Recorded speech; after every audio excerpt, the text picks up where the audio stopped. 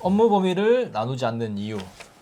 의료법상에서는 나눠져 있죠. 하지만 그 경계선이 굉장히 희미합니다. 업무 범위가 의료법에서 간호사의 업무를 규정한 게 있어요. 뭐 가나 다라 해가지고 이렇게 있는데 솔직히 뭐 코에 걸면 코걸이, 귀에 걸면 귀걸이 그런 느낌으로 해가지고 이렇게 만약에 무슨 문제가 생기면은 보통 법정 가가지고 그런 수준으로 조금 모호한 점이 어느 정도 있다고 생각하거든요. 법정 가서도 애매한 문장으로 여기저기 다 빠져나가고 누구는 유죄, 누구는 무죄 다 피할 수 있어요. 유전무죄.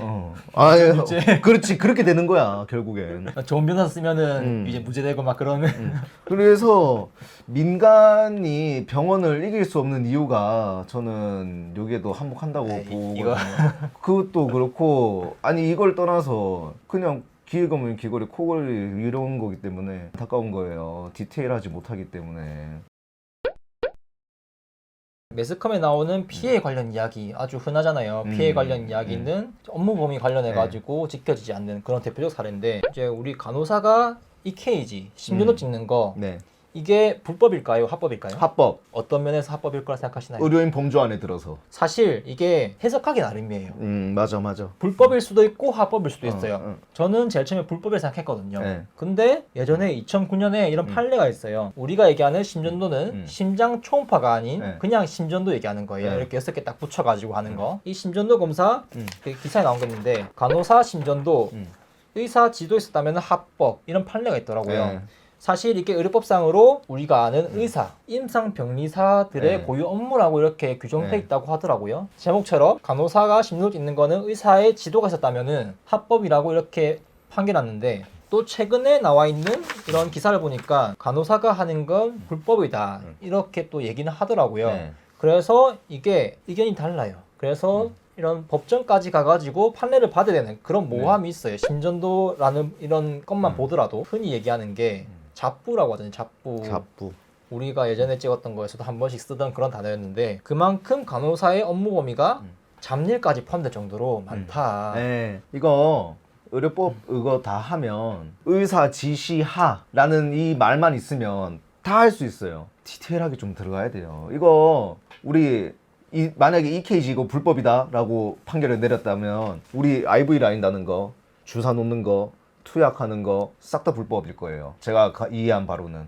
왜냐면 의사 지시하라는 저것 때문에. 업무 범위를 이렇게 명확히 안 나누는 이유가 가지수가 많아가지고 이렇게 어떻게 해야 될지 몰라가지고 업무 범위를 못 나누는 그게 첫 번째 이유라 생각하고, 두 번째 이유는 여러 직종 있잖아요. 의료 종사자들 중에서 직종 간의 밥그릇 싸움. 솔직히 이게 메인이긴 한데 제일 메인이지. 근데 저는 세 번째 이유를 여기서 한번 좀 주요 그걸로 다루고 싶은데, 그냥 두 분 밥그릇 싸움 하면 할 말이 굉장히 많아요. 다음에 하죠.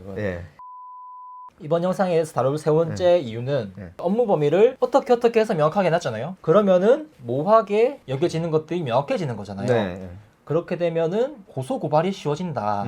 그런 측면이 있어가지고 또 하지 않는 게 아닌가, 그런 생각도 있습니다. 우리가 느끼기에는 이게 좀 부당하네, 적법하지 않네, 불법 같은데 이렇게 해가지고 고소를 하잖아요. 그러면은 법정에 가야 돼요. 진짜 만약에 위협한 거다 이렇게 딱 문장으로 딱 나와 있으면은 바로 그걸 입증할 필요 없이 그 증거를 보여주면은 바로 이렇게 뭐 벌금이나 과태료 맞을 텐데, 지금은 이제 그거를 법정에 가져가가지고 입증을 하고 1심, 2심, 3심 이렇게 가고 막 길어질 수가 있단 말이에요. 또 당사자 입장에서는 이런 비용을 감당할 그것도 없고 시간적으로도 그런 시간 자체도 없고 그리고 이렇게 해가지고 이긴다는 보장이 있느냐? 그렇진 않거든요. 진짜 부당하게 당했지만은 계속 이렇게 어떻게 하다가 질 수도 있어요. 물론.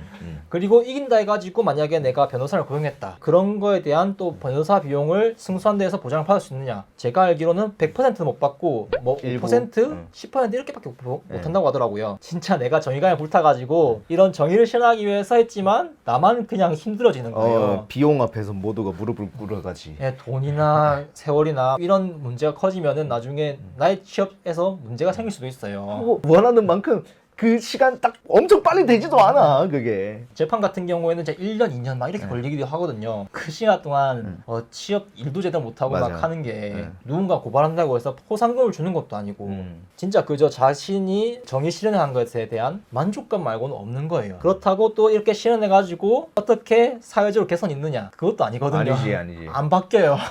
나비 효과라고 이렇게 영화가 있는데 진짜 그냥 나비의 작은 날개짓 안에서 끝나는 거예요. 그게 태풍이 될 리가 없어요. 한 예를 들면은 우리 도로교통법 있잖아요. 차 얼마나 익숙해요. 다들 차 이용하잖아요. 그렇지만 이 완벽한 증거인 블랙박스 있고 차선 위반, 뭐 중앙선 침범 이런 명확한 게 있음에도 이렇게 과실비로 따지는 그런 상황이 또 생기고 명확한 그런 게 있음에도 불법이 매일같이 일어나거든요. 안 지켜져요. 다 지켜지는 게 아니란 말이죠. 진짜 모든 사람이 집에 가서 블랙박스 카드 메모를 따가지고 또 고발을 하느냐? 또 그렇지도 않아요.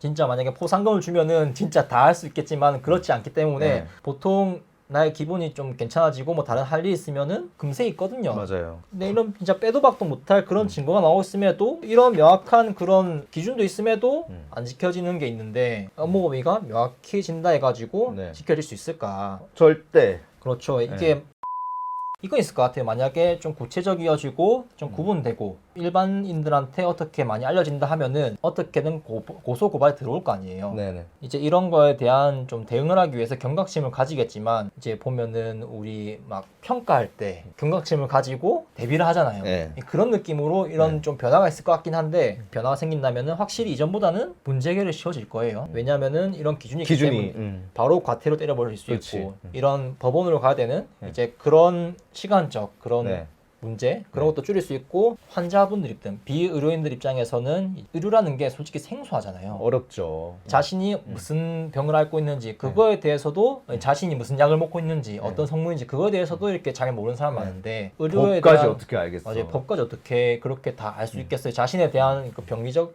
파악도 어려운 상태인데 의료인들 모르는데 일반인은 더 얼마나 알겠냐고요. PA 사태 같은 이제 그런 게 항상 매스컴으로 이렇게 꾸준히 나오거든요. 그런데도 이제 이런 게 몇 년마다 나오고 있고 개선되지 않고 저는 이게 매스컴에 나오는 게 진짜 일부라고 생각하거든요.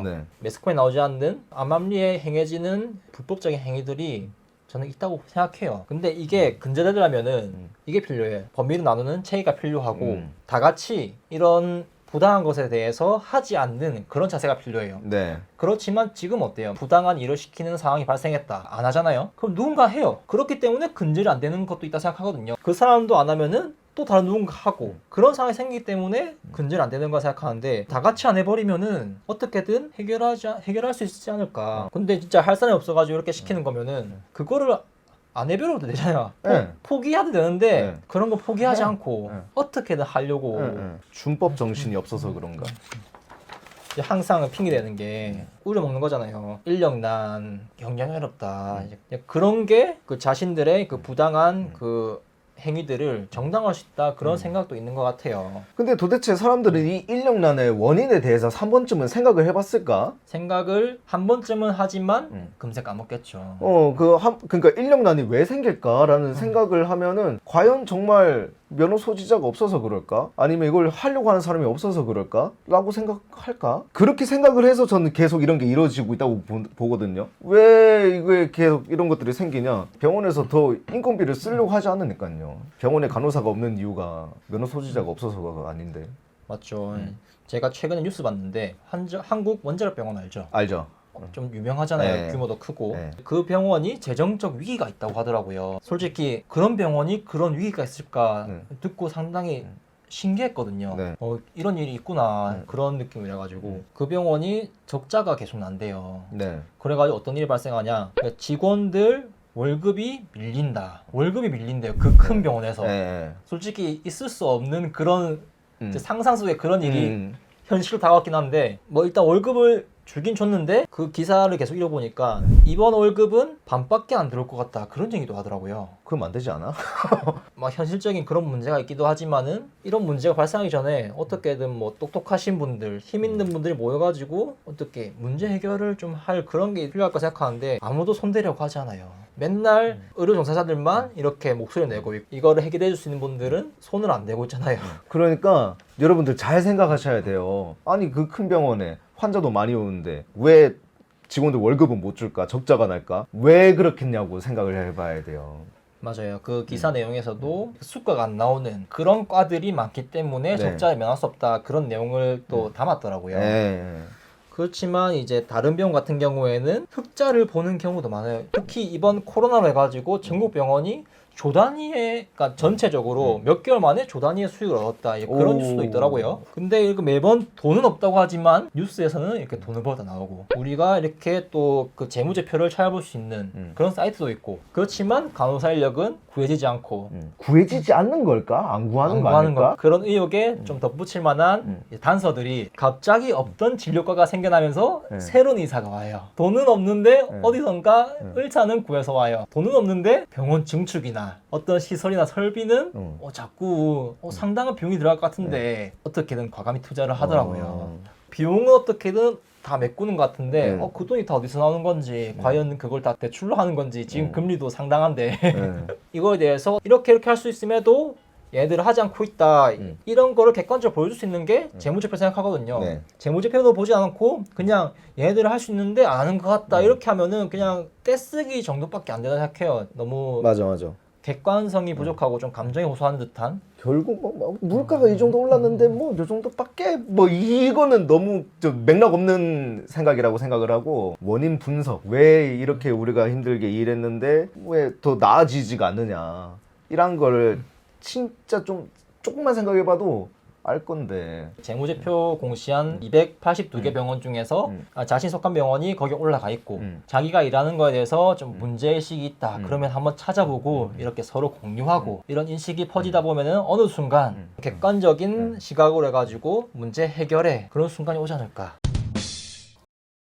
마무리하자면은 업무 범위를 나누지 않는 이유는 솔직히 메인은 밥그릇 싸움을 생각하지만 한편으로 다르게 생각해봐야 될 거예요. 법적인 문제 그런 부분에서 고용주와 근로자 간의 그런 어떤 불법적인 부분에 대한 이렇게 내부 고발 그런 것도 문제가 있지만은 이제 환자들 입장 비의료인 입장에서 이런 가이드라인이 명확히 이렇게 널리 퍼지고 일반적인 그런 인식을 잘 잡게 되면은 고소 고발이 쉬워지기 때문에 이런 좀 모호한 여지를 남겨두지 않는가.